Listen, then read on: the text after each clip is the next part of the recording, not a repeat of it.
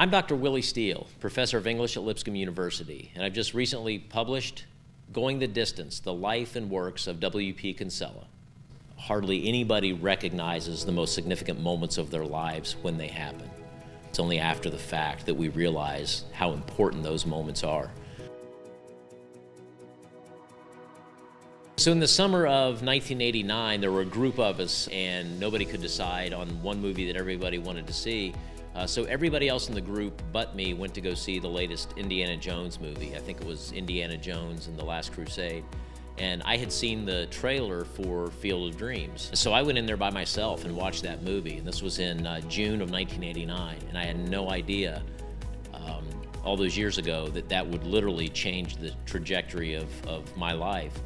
And so fast forward to 1998, when I was working on my master's thesis at Middle Tennessee State, and they said, you've got to choose a topic. And so I thought, well, if it's going to be something that I have to write about for so long, it needs to be something that's going to hold my interest. And so I thought baseball would be a good route to go. And so I looked at the father-son relationships in the novel Shoeless Joe by W.P. Kinsella, which I had found out was the inspiration for the movie Field of Dreams.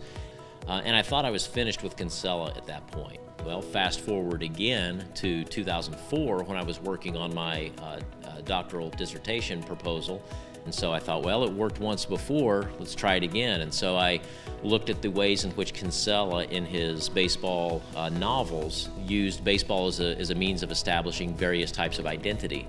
The dissertation's finished, and I think I'm done with Kinsella, until my committee chair, the day of graduation, said, you really need to get this published. Late 2011, my first book was, which is an expanded version of the dissertation, was published. And I thought, now I'm finished with Kinsella.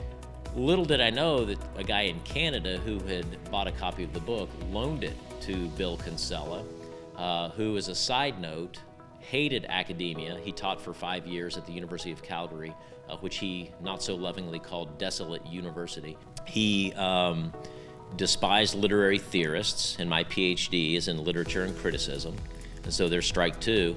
But the big one was the fact that he was a card-carrying atheist, and I'm clearly a Christian who's a Christian literary theorist who has spent his entire professional career in Christian higher education. I get this email in November of 2012 from Kinsella, where he says about my first book, you've done a good job, make some good points, and don't make a fool of yourself as so many academics do by creating ludicrous interpretations of the books you study. And so I took that as pretty high praise, and I thanked him for it and told him, how much I've enjoyed reading his work over the years. And then I thought, that's neat. Now I'm officially finished with Kinsella. About a week and a half later, he emails me and says, I'm going to throw this out here. Don't feel in any way obligated. I understand if you have no interest in my proposal. Many writers with lesser reputations than mine have had their biographies written. And then he goes on to ask me if I would be interested in writing his biography. And over the course of the next 5.5 years, hundreds of hours of research and interviews and digging through archives and things like that. In September of this past year, the book, Bill Kinsella's first biography, Going the Distance, came out in Canada and will be out April 21st in the US, which a nice tie-in is that the release date for the book will be 30 years to the day from when Field of Dreams hit the screens. So there's no way of knowing really where your life is going to take you, personally, professionally, spiritually. There are going to be opportunities that the first time something happens, you don't think anything about it.